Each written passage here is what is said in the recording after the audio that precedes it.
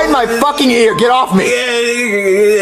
Oh my god, they SML reference in the Super Mario Galaxy movie, y'all. Okay, I'm gonna stop. That was very cringe. So it has been 3 years ever since the first Mario movie had came out. Just like how it's been 3 years and you still don't got a girlfriend. Mario Galaxy is a sequel to the first one, also based on the game Mario Galaxy. You know, I think it's so funny the fact that they add fucking Fox McCloud in the movie. Like, out of all characters, they decide to choose Fox McCloud. Like, Fox McCloud being in the Mario movie was not on my bingo card of 2026. So as of recently, critics and fans are arguing online about the Mario movie. The fans/audience think that the critics are wrong. They don't understand Mario, that, oh, it's a kid's movie, so it doesn't matter. And the critics are saying that the reason why the Mario movies are so flawed because it doesn't really have that much of a story. It mostly focuses on fitting in through references. Yep, they did not learn their lessons the last time. You know what? I guess history does repeat itself. I will get more in depth with that later on, but for right now, I want to talk about the Mario Galaxy movie.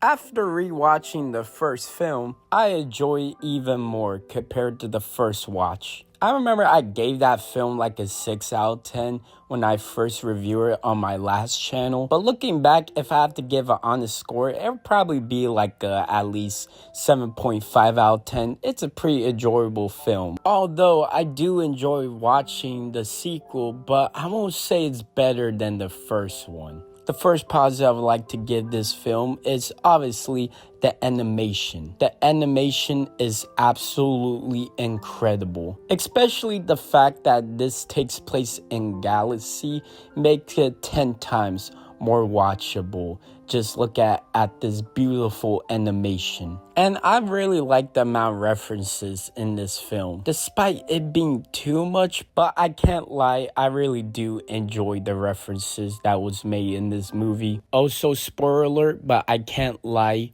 Daisy appearing at the end was pretty cool. Also, seeing Junior in this movie was really cool to see. He was a very interesting villain. The voice actor who played him did a pretty good job in my opinion. But you know what, I think it would be better if they got Logan Third-Acre to play as him. Over my dead body. Hey, what's up, Is that Junior, Joseph, and Cody? Okay, I'm gonna stop with the SML reference now. Bowser Jr. was absolutely a menace in this movie. Bro was over here moving like King Von. He was very menacing. He was one of the best parts about this movie, and I absolutely love it. And even though I did not expect Fox McCloud to be in this film, but every scene he's in, every line dialogue he speaks is absolutely badass. I mean, his aura needs to be studied. The amount of aura he has in this film is absolutely crazy if you ask me. It would have been better if they didn't spoil the fact he was gonna be in this movie a couple weeks before this film was released, but honestly, his aura makes up for it. Alright, enough with the praise. I'm glazing this movie like how females be glazing their chopped bestie, saying, oh my god, girl, you look so beautiful. Meanwhile, her body is built like Eric Cartman from South Park. Anyways, the first issue I have with this movie, it doesn't really have that much of a story. Just like how the first one doesn't have a story. And plus, this is Mario Galaxy, so it's supposed to have a story. Yes, that's the same old plot. Mario has to rescue Peach for the thousandth of time. But it's absolutely incredible of its score, of how it's set up, the cutscenes, and those moments where you meet Rosalina. And Rosalina herself is a very interesting character. While she's explaining her backstory and that sad music in the background is playing, makes you shed a tear a little. And at the end of the game, the universe is destroyed and it resets itself. Like the ending of the Mario Galaxy game was just so sad. But the Mario Galaxy movie, it didn't want to go to that direction. That emotion, that the game had. This doesn't really feel like a Mario Galaxy movie. It feels like a Mario movie with Galaxy elements to it, if that makes any sense. This feels like more Mario movie 2 than just Mario Galaxy. Like, once you dive in and really think about that for a second, you're gonna see that this film really starts to have its issues. Also, another issue I have with this film is that Rosalina isn't really in the film that much. Rosalina isn't really in the movie that much outside of the intro and also at the end. It's crazy how in the beginning of the movie she was over here ore farming only just for her to be captured throughout the entire film. Also, I just need to mention this. She's bad as hell in this movie. It sucks even more that she was captured after realizing of how bad she is. Okay, I stop. Enough with the sipping. Let's lock in.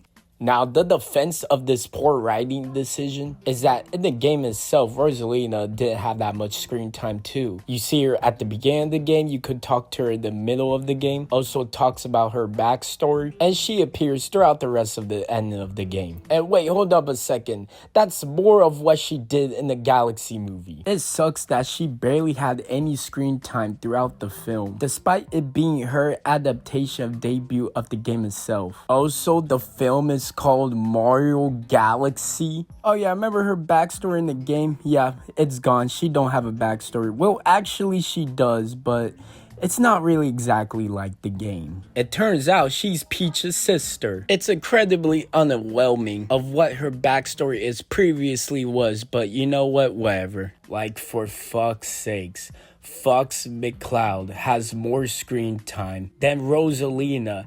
And look, there's nothing wrong with Fox, okay? He's a cool character. Rosalina gets completely sidelined of her own adaptation by the guy who's not even in the Mario franchise. Like, that's absolutely a crime right there. And holy shit, the pacing in this movie felt way too fast, even more faster compared to the first one. Like, the pacing of this is so rushed. Like, they just spend way too much time focusing on cameo to cameo, and to just randomly throw in these side plots which doesn't even matter, abandoning that plot line, come back with a new one, create another plot line. It's just all over the place. There's a random Yoshi's Island plot where Yoshi has to deal with Baby Mario, Baby Luigi that serve nothing to the main plot at all in this movie. Like, okay, like the only reason why they added that random sequence so it could satisfy the fans, so they could be like,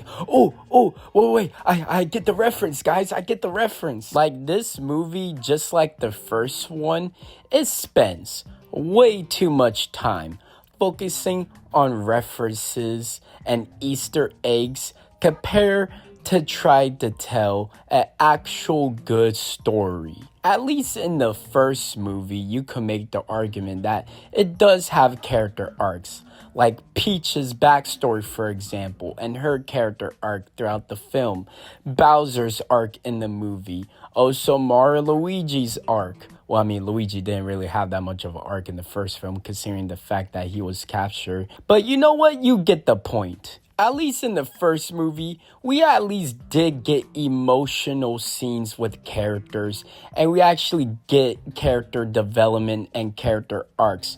But in this film, we don't really get that at all. We just get a bunch of references, and that's pretty much it. Now, if you're a kid or either a fan, like a huge fan of the games, then you will like this movie. But if you're somebody that wants a good movie to watch and you want to see a good story, then this film isn't really for you. And here's why I talk about the fans versus the critics. Oh boy. If you guys didn't know, Rotten Tomatoes gave it a 42%. And ever since then, the fans absolutely crash out over this. They're saying of how the critics are wrong, it's for the fans, and they're saying of how if you don't like this movie, then you're not a real fan of the games. Or they're saying of it's a kid's movie, when every time it receives criticism. Don't listen to any of these big movie TikTokers hating on this movie.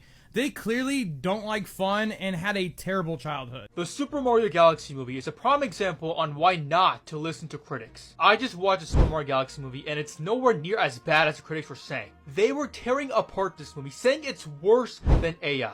Now that in itself is completely disrespectful to all the actors, director, producers, and everyone behind this film. Second, this movie is not supposed to be the cinematic Oscar-worthy masterpiece. This movie is not aimed for you critics. This movie is made for the fans of Nintendo and Mario. This is not a masterpiece. This is not a perfect movie by any means, but it's not trying to be. This movie is a love letter to every Mario and Nintendo fan and everyone who grew up with these games. Again, it's not perfect. The plot is not strong. Sometimes it feels very rushed, and it's not an exact adaptation from the Mario Galaxy game, and it's a little disappointing to me because Mario Galaxy is my favorite game of all time. But with all the problems for this film, I still love this movie. I had a blast watching this movie. Again, seeing all the Easter eggs, references, again, this is a love letter to Nintendo and Mario fans. So don't listen to all these harsh, negative reviews from these critics, because this movie is not trying to be a masterpiece, an Oscar-worthy picture. This movie is made for Nintendo and Mario fans. Super Mario Galaxy, the movie, is bad. Not an April Fool's joke. I already know the most common response I'll get to this review is, well, it's a movie made for kids. Did you expect it to be good?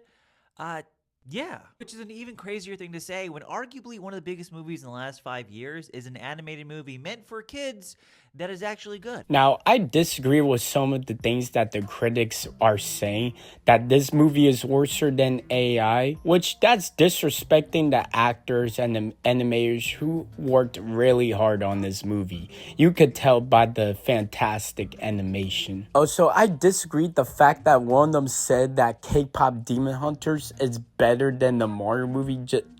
Just no. But using the arguments of, oh, it's a kid's movie, or oh, it's for the fans. Yeah, that doesn't mean that we're not allowed to critique it. Like, all of a sudden, it's weird that you're critiquing a kid's movie, but also it's not weird if you like a kid's movie. If you dare criticize a kid's movie, then people would just look at you weird, saying that you're a grown adult critiquing a kid's movie. But then when you give said kid's movie praise and love and support, then all of a sudden, they'd be like, you know what, that's okay, that's fine, I agree with you, yeah, it's a good movie. Like, are we dead ass? Like, can we just accept the fact that people have different opinions? Wait, no? Oh, okay. Now, I don't think the Mario movie is not as bad as people say it is. But I also don't think it's as good as people say it is. Now, I do enjoy this movie by its references, the animation, the voice acting. But if I have to look at this as just a standalone movie as its own, then it's not really good as people say it is. But it's not bad. I still enjoy it. Like, it's a good Mario movie, but it's not a good movie, if that makes any sense. Overall, I give the Mario Galaxy movie a 5 out of 10. It's okay. It's not good. It's not bad. It's fine.